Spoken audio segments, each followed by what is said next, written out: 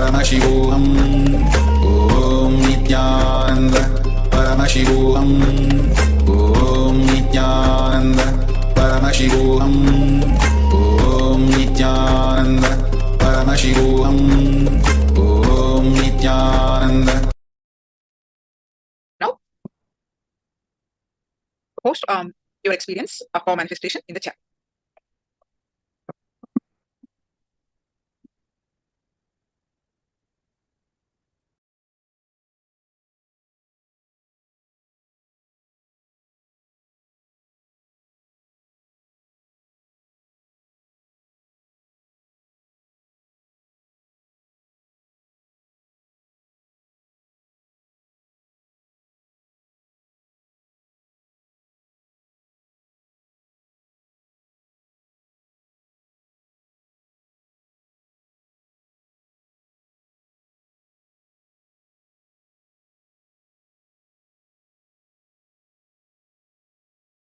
Share your power manifestation experience in the chat.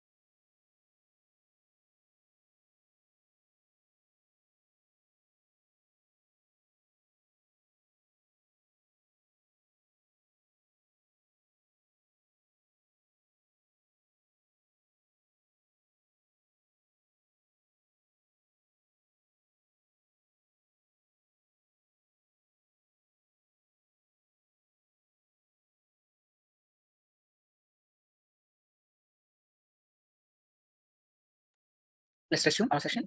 The fruit fell off my palm. Wonderful, Andrew, Eugene, all of you. Thank you for confirming. Wonderful.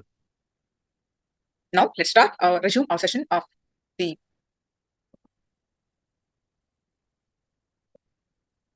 So we have learned two truths. Sit with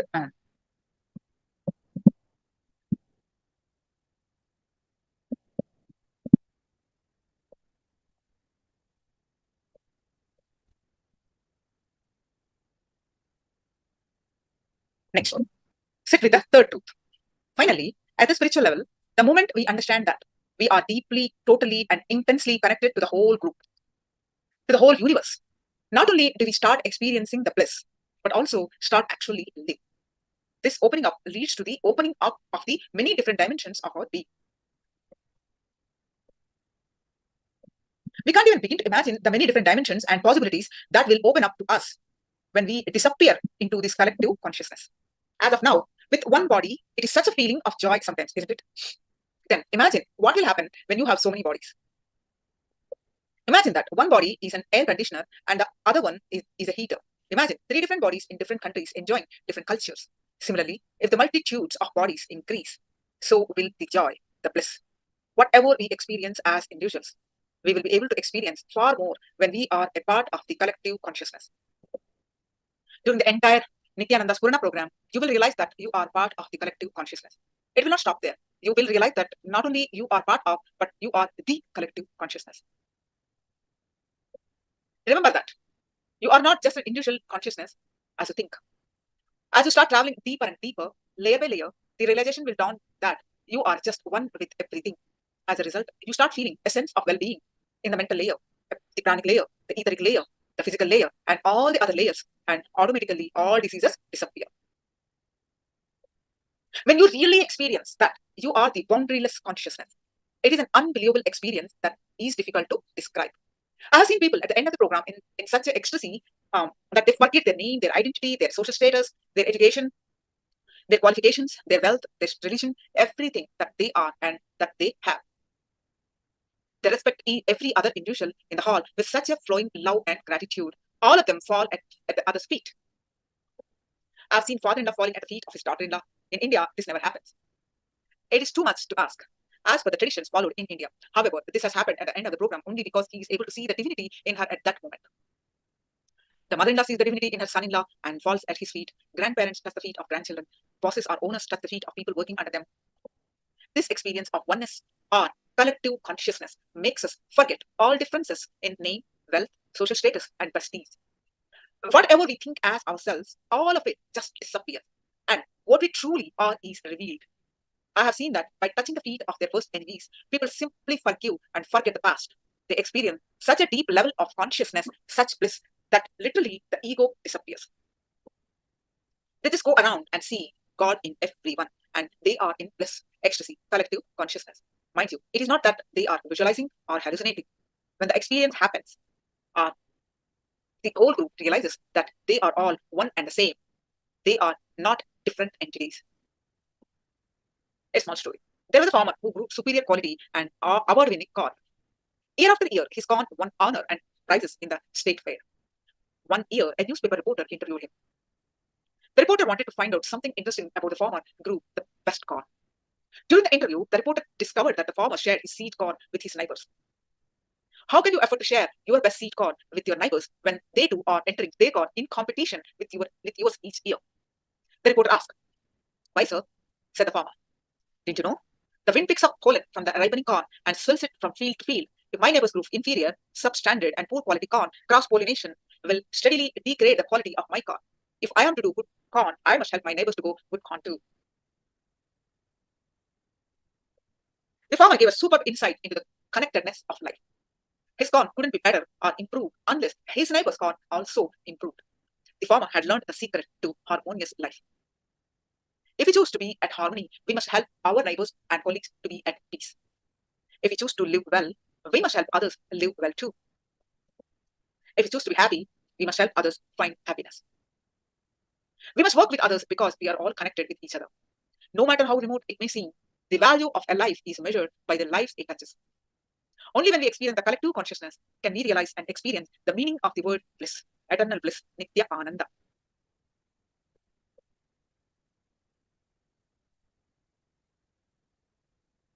The problem is that from childhood, we are trained to be separate from others. In schools, we are taught to be somebody different. Prove that we are somebody. As adults, we are taught to compete with others. We have to understand one thing. Those who have created the present system of education are not enlightened. The system of education designed and developed by the ancient sages in the East, the Gurukul structure is almost completely out of practice. It is almost dead today. It is an ancient Indian residential education system whereby the students study with and imbibe the energy and teachings of enlightened masters. Let me highlight a few points about the Gurukul education system that was initiated by enlightened masters. In the system, any child who belongs to the country belongs to the master. The master takes care of all of them, and parents have to hand them over to the master and move out of the way. Up to the age of 7, children in the Gurukul were not given the idea of wearing clothes. You might laugh at this, but it's a fact. This was done so that they do not get the idea that they are individual bodies. They were allowed to simply go around and relate with the existence, with the ether straight away. They were allowed to relate with flowers, forests, trees, and the earth. This ensured that until the child's 7th year, the idea that they are an individual did not form in the mind. This also taught them not to suppress the opposite gender that is alive in them. They were not given the idea that they are male or female. Understand that when we are born, all of us have the characteristics of both the genders within us. A man is only 51% male and 49% female. Similarly, a woman is only 51% female and 49% male. It is our upbringing dictated by societal rules that classify us into a rigid gender differentiation right from birth. Therefore, we end up suppressing the opposite gender within us.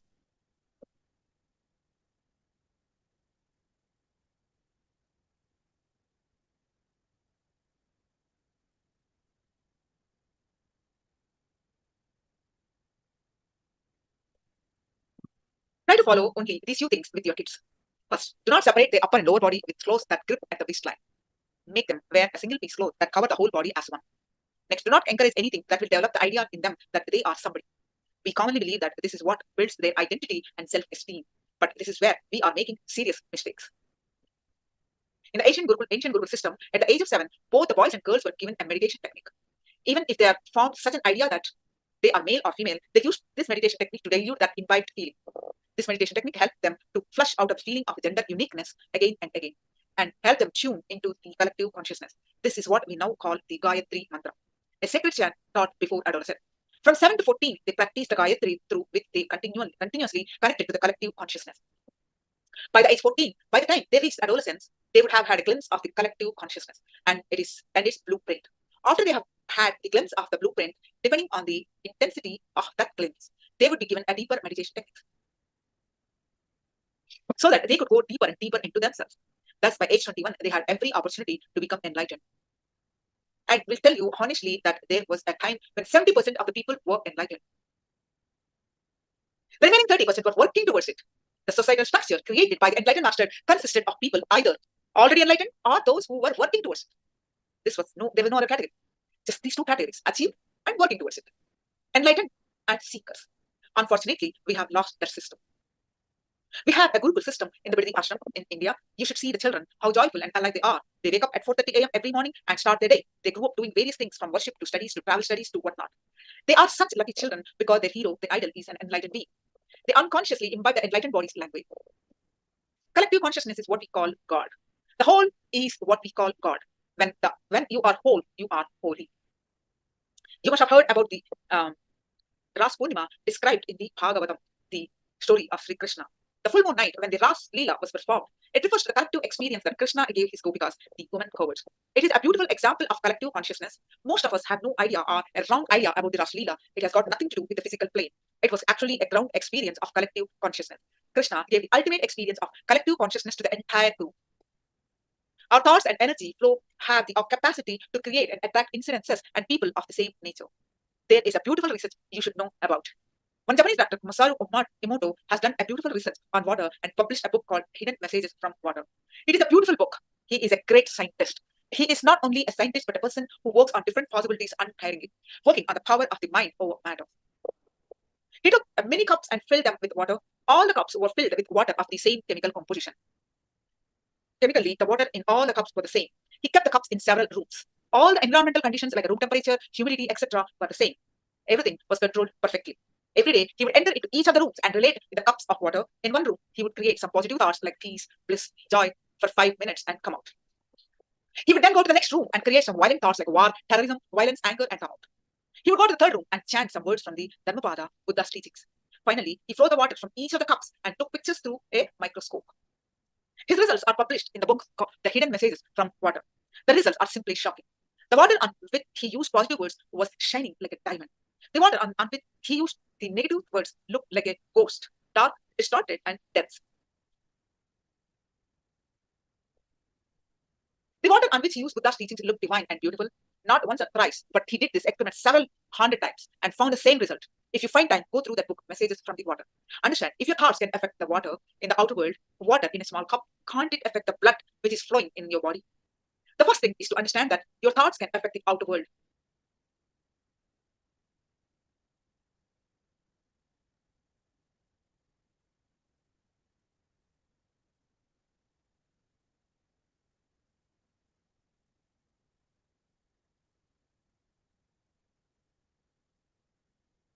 If 5 minutes, if 5 minutes of one person's negative thoughts can affect 1 tumbler of water, what happens when so many of us harboring so much of irritation, negative thoughts, express our thoughts into nature?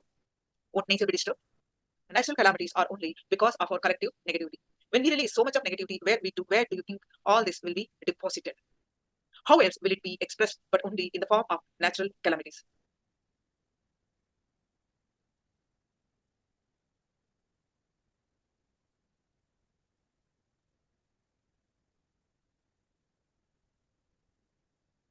Today, science proves that one glass of water can become negative energy just by one man's 5 minutes negative thoughts.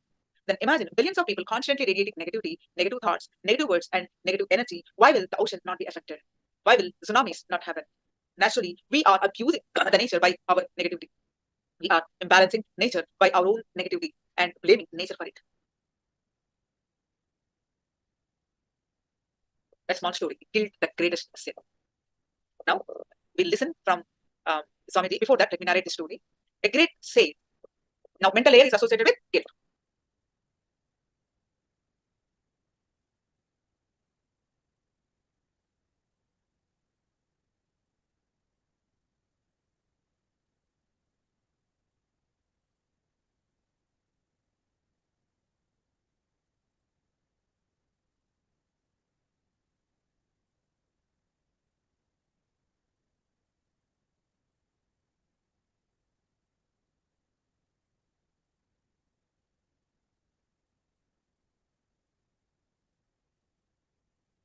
A great rishi was doing penance in a deep forest. Suddenly, one night, he had an unexpected guest.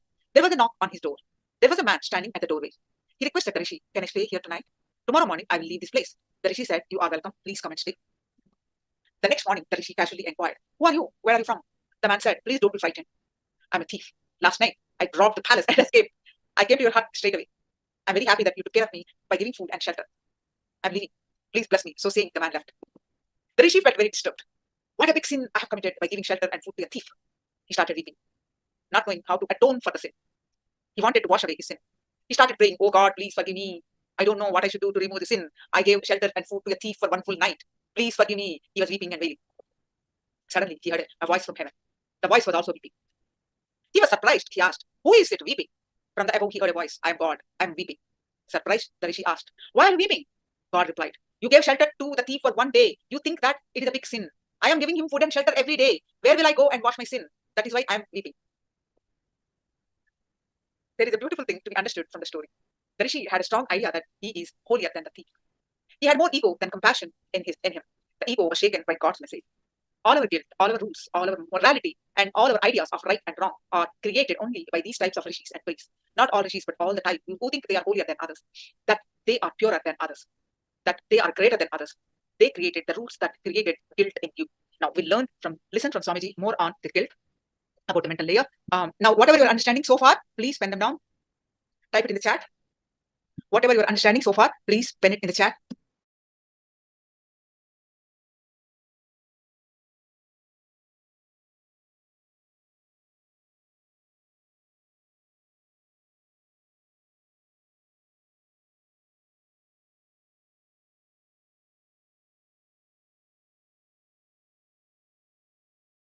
Was caught by a salesman.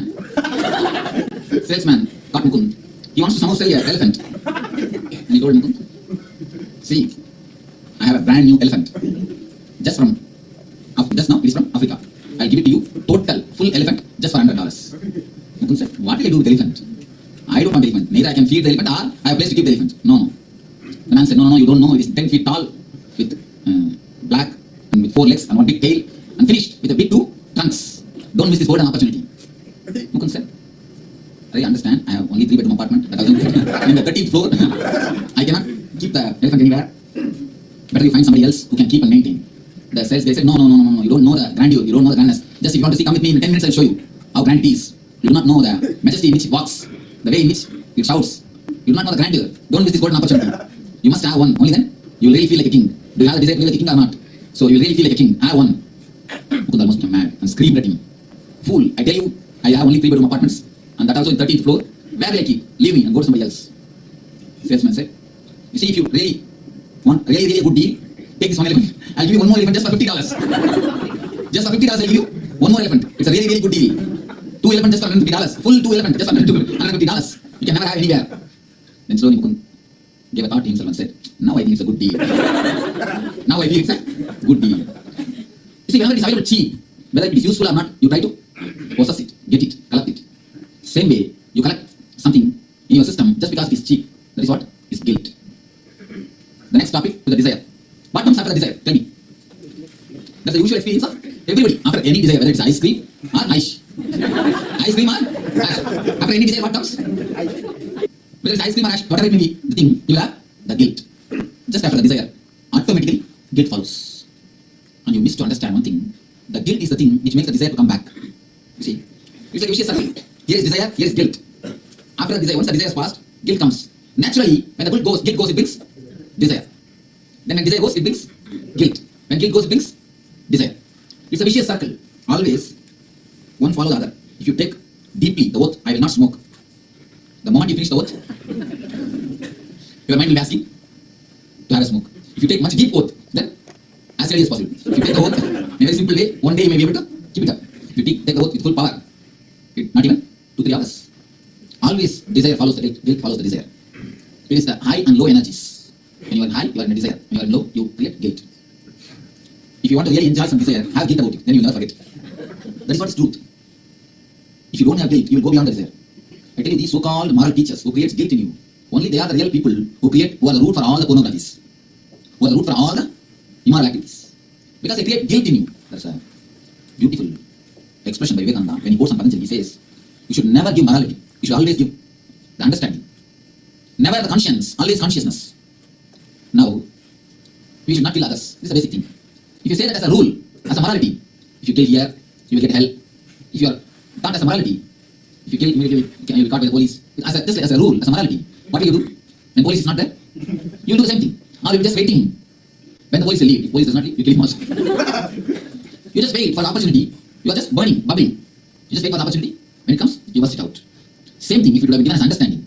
You see, if you kill somebody else may kill you. The same thing, if it continues, the whole humanity will be dead. The whole life will disappear from the earth. Understand this. If you would have been understanding, then till the last moment, you will never even contemplate about killing. The same way, anything, any life, any being, anything, when it is given an understanding, it becomes your consciousness. When it is given as a rule, a dead ritual, or a strong suppression, it adds only to your conscience, not to your consciousness. Two things you need to understand. Conscience and consciousness. When you understand things, it becomes consciousness. When you make rules, it becomes conscience. Guilt is created because of conscience. Conscience is created because of guilt. Guilt is the next layer, astral body. Have you heard of astral traveling? If you read the great masters' books, then you will understand. They will take the disciples through the sky, astral travel. Great enlightened rishis, siddhas. If this body is healed, you will always have the control on the astral body. You can go in others' dreams. You will have the power to penetrate your dream, and you will have the power to penetrate others' dreams. You will come and tell me, who is the person who enrolled for ASP, last ASP, after seeing the dream? It seems one of your friends called and told you to register. He says that one of his friends called him and told him to register. Somehow he was not believing. Then he saw somebody was calling him and telling him, go and register. Of course, I didn't surely go there to force him, but when the trust is there, then he takes his palm and does it. Of course, when you become enlightened, even if your astral body is under control, you don't use it. I don't use even this body. Why will I use astral body? They uses it. But before you become enlightened, if you heal this astral body, it will be under your control. It will help you in thousands of ways. First thing, the guilt-free life is nothing but heaven. It is just heaven. Now, as on now, anything you do, you have a guilt. Even if there is nothing bad, nothing wrong is going to happen that incident, you know very clearly nothing bad is going to happen. Even though you have a small itching sensation, irritation feeling. Irritation is the son of guilt. Guilt only gives birth to the irritation. Irritative feeling, a dull feeling, all these things are disciples of guilt. When you have guilt, all these things will be following you. Almost guilt makes you a schizophrenia. Daytime you are a different personality, nighttime you are a different personality. Both can meet and merge with each other. Both can share their views with each other. Guilt is the thick wall, the chinna wall between you and your nightlife. You and your other personality. Almost every one of us got nightlife separately, day life separately. Your being is just cut into half. You are just separated. You behave one way in the front, one way in the back. You live one way in the society, one way when you are alone. Guilt is the wall which makes you not to meet yourself. Whenever some thought, the so-called immorality, when it arises, immediately you suppress it with the guilt. If you have a little bit of courage to face it, to allow it to come up, then you will see the same thought. If it is right, it will be materialized. If it is wrong, it will become nothing. It will simply disappear. But you don't have so much of patience or consciousness. You just want to press everything. You just want everything to be controlled. You just want everything to be under your control. You see, it's like your kids are playing in your bedroom. Of course, when they play in your bedroom, it's nothing less than hell. They make hell. Suddenly some guests come. What do you do? Immediately you put the screen, lock the door, cover the whole bedroom. You don't let them go into the room at all, near the room at all. The same way, inside, there's a portion in your being which is totally dirty. Not even actually dirty, so-called dirty. When the kids play, it's not, it is become dirty. Just if you spend 10 minutes, you can put the things back and everything will become alright. But for the sake of emergency, what you do? You just lock it, finish. Same thing you do with your personality also. To show it to the society, you just lock that portion, you never open it. Because you're not open for a long time, it's not getting smelled. It just becomes like a wound. Guilt is the gate, or guilt is the screen with which you cover everything. Let us work on the guilt, the astral body. Last meditation, somebody came and told me, after leaving the hall, Swamiji, I felt so light, I was not even able to balance my body, I fell, actually I fell. He came and asked me, what is it? It's perfectly alright. Actually you lose the boundary, that is what happens when you work on the second layer. Now, you'll be losing more and more the boundaries. You'll be going deeper and deeper, layers of your being, but you are afraid. No, we had the same experience. You also have the same experience. We can keep our balance. Understanding. You see, that is what your boundary is getting expanded. You understand? Now, you know only how to live with 10 acre. You have 70 acre land. You live only with 10 acre. I'm expanding your boundary. You feel so big, so vast, you are not able to balance. But in few minutes or few days, you'll be balancing. Then you'll be able to live the whole area. It's like taking the responsibility of all your bodies. It's not going to be just like this. Don't worry about it. But it will always extract it. Am I right? Was it suffering? Was it suffocating? Then what? Carry on. It's extracting. Nice. It just expands. We are going to work on the next layer. The guilt. The greatest enemy. Many people come and tell me, Swamiji, my wife is caught by the ghost. My husband is caught by the ghost. My son-in-law is being possessed by some spirit. Actually, the greatest ghost, the greatest devil, the greatest spirit which can possess the people is the guilt. There is no other spirit, no other evil, no other devil, no other ghost except this guilt. The guilt is the greatest ghost which has caught everybody. Don't think somebody is having the guilt and somebody is not having. Everybody. You may be thinking, see, I've done only one small mistake. I've done one murder for this. But this is still I'm feeling so guilt. And I've seen the criminals who have done so many things, so many murders, and so many criminal activities. They all don't feel guilt at all. You may be thinking in your mind, they're all quite happy, they're all quite comfortable, just going around enjoying the life. But you do not know how much of guilt each one has got. He will be having his own guilt. So never think only you have guilt and somebody else is not having. Everyone has got the guilt. Let us work into the guilt. G-U-I-L-T. Let it become G-I-L-T. Now, start writing separately, express the deepest wounds created created to you by the society. The guilts. Again, I will classify 3 types of guilts. The first guilt will be always sexual. Because when your body gets matured, not even matured, at a young age, you have a natural tendency, all the kids will touch their genitals. All the kids will play with their genitals. Then what will the parents do? They will just beat the hands of the kids. And they will train them, don't touch, it is dirty. Devil is there, ghost is there. These are the kinds. This is the first layer of guilt which you create on the man. The first guilt is always sexual. On the sex layer. The guilt which is created by the parents and family. The guilt which is created by the society. Always the family creates the guilt about sex. Society creates the guilt about the violence. See, there are so many rules with which you need to live in the society. Instead of giving understanding, they just give it as a guilt. They just give it as a hell and heaven concept. If you do this, you will go to hell. If you do this, you will go to heaven. The guilt which is created by society, the guilt which is created by family, the guilt which is created by society, the guilt which is created by yourself. After the society and the family's conditioning, you will have your own rule and you will start create your own guilt. These are the basic 3 layers of guilt. Now, add some more guilt, whatever you have. Please write down the reasons for the guilt and all your guilt, one by one. Very clearly. God may ask you, give your notebook, let me solve all the guilt. What all the guilt has to be cleared. Write it very clearly, very consciously and as deeply as possible to you. Verbalize it properly. If you feel you don't have any guilt at all, then come and sit here. You are already enlightened. Every one of us have got our own guilts. Think deeply. For ice cream, for music, for pop, so many things, you'll be having guilt. There are so many who have got guilt about their haircut. So whatever guilt you are carrying, try to verbalize it and start putting it in the form of. If you are really moralistic, then you'll be having more guilt. Look deeply. If you are really cultured, then you'll be having more guilt. The moments which you felt guilty, the moments which you felt you're behaving in a very immature way, please write even those moments. There will always some moments you remember and think, I behaved very immature way at that time. I should have been a little more mature. Even those moments are nothing but guilt. Remember and write those moments. Verbalize those moments. Let me explain the meditation technique, understand very clearly. First, slowly, consciously feel that your head is being pressed inside your heart. Somebody is just pressing it. Have you seen the cartoons, Tom and Jerry? Just like that. Just feel it is being pressed. Then clearly visualize more than this region is empty. Your head has been totally pressed. Your head is in this region. You look through the heart. You are seeing through the heart. You are seeing through the heart and you are breathing through the heart. You are relating with this world through the heart. Feel the head is totally pressed. Head is not there. It is no more. Just empty space above the neck. Above the neck, empty space. Head is just pressed.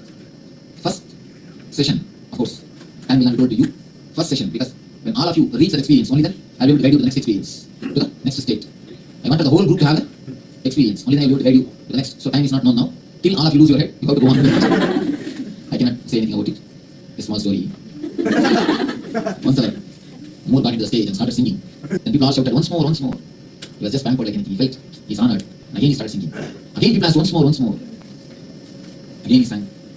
Fourth time also people asked, once more, once more. Then he felt a little awkward. I think, what is this? But somehow he has to sing no other way. He continued till the 10th time. 11th time he himself got fed up. He asked somebody, why are you shouting so much, once more, once more? Allow me to go to the next song. Somebody from the crowd got up and told, till you sing it properly, we are not going to till you sing properly, we are not going to let you go to the next song. So till you do it perfectly, till you have that experience, I'm not going to let you go to the next step. That's the first step. The next step, with that same mood, you have to move your body. Body movements should be done, but with the same feeling, without having the head. First, you will lose the head and you will sit in the sitting posture. Then you will know how to breathe without head, how to see without head, how to smell without head. These are the simple actions. Then you should learn how to move your hands without head, how to move your legs without head, how to move your body without head. Finally, you will end up in a total, maybe running movement of running or jogging or maybe movement of dancing, the peak movement. All your movements will be done without the idea, without remembrance of the head. Only the remembrance of the astral body, the, of course, heart, of course, your being, the astral body, not the remembrance of your wounded astral body, the guilt. So we'll start working on it. Please, all of you sit. Take slow, deep breaths. Just a few minutes.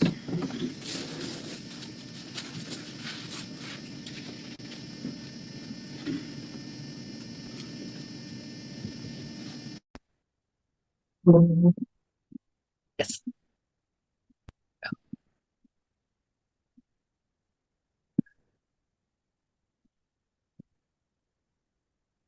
Yes. Now we are going to have the power manifestation session, one more round. And what you also either write down the cognitions that you learn from this session and next post your powerful cognitions from Living Enlightenment book. So all of you, please quickly do this. Post your powerful cognitions from Living Enlightenment book and also the cognitions that you learn from this session.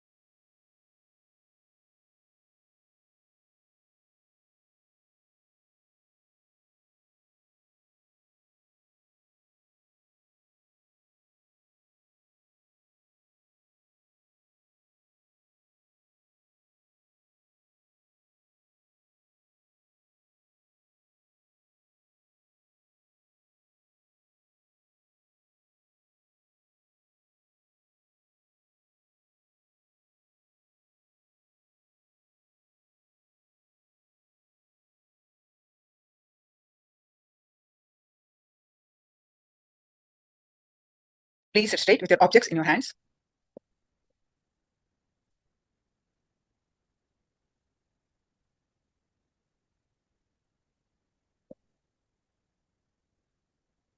So Andri posted his understanding. If I'm given one more body, I will enjoy everything twice as much. But if I'm given 5 bodies, naturally, I will enjoy things 5 times as much. Yes.